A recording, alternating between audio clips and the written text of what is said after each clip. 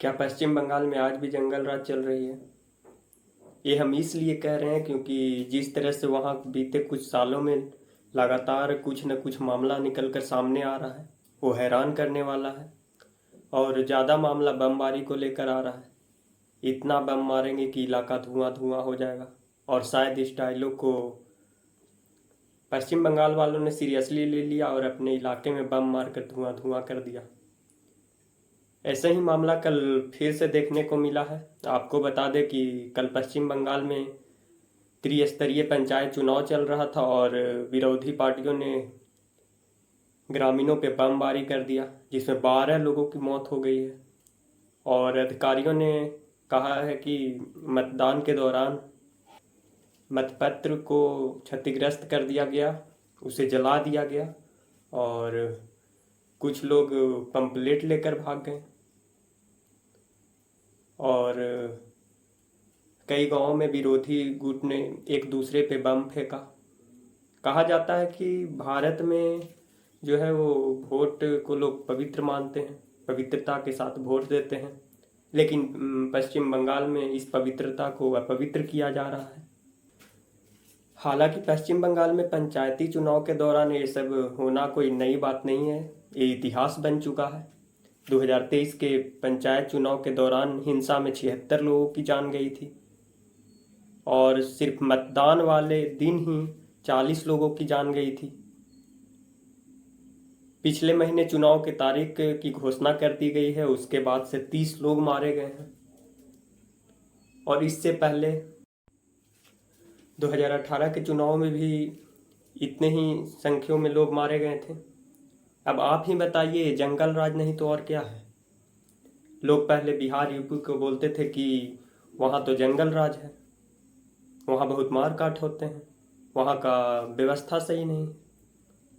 लेकिन जब आज ये चीज़ पश्चिम बंगाल में होता है तो फिर सरकार चुप्पी क्यों साधे हुए है?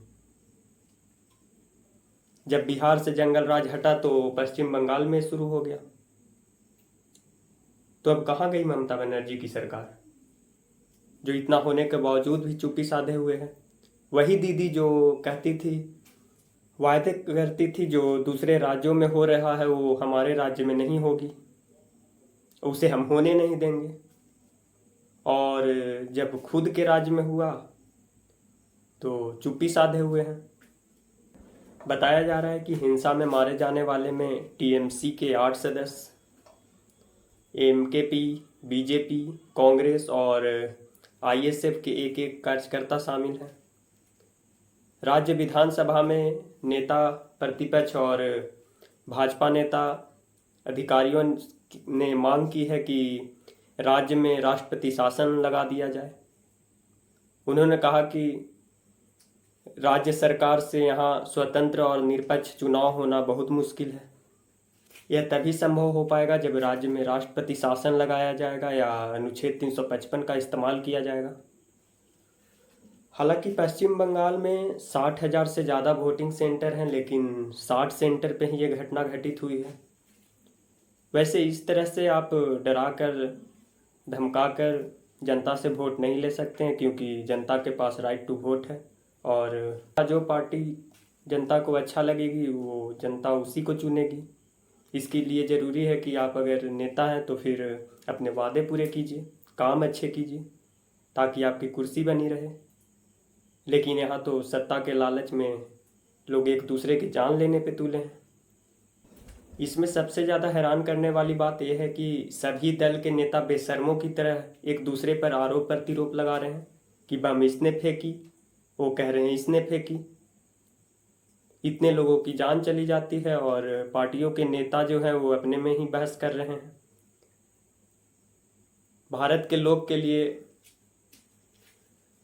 शर्मसार करने वाली घटना है। मतलब पश्चिम बंगाल में आप वोट देने के लिए फ्रीडम नहीं है, फ्रीडम खोज रहे हैं।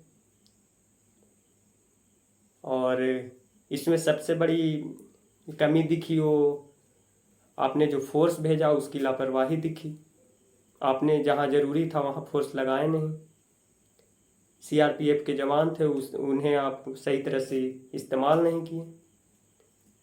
और आखिर इतने सारे सेंटर में सिर्फ 60 सेंटर पे ही ये होता है। इससे साफ पता चलता है कि जो जवान आपने सही जगह लगाए वहाँ कोई दंगा नहीं हुआ, और जहाँ पे आपकी फोर्स कम पड़ी या फिर आपने सही जगह नहीं इस्तेमाल किया, वहाँ पे घटना घटित हुई। और हम ममता सरकार से पूछना चाहेंगे कि आखिर कब तक लोग जान दे देकर वोटिंग करते रहेंगे? कब तक ये खून खराबे का वोटिंग चलता रहेगा? आपको सरकार ने 2011 में आपको जनता मौका देती है, और फिर 2018 में फिर से मौत होती है वोटिंग के दौरान। आज 2023 में आज फिर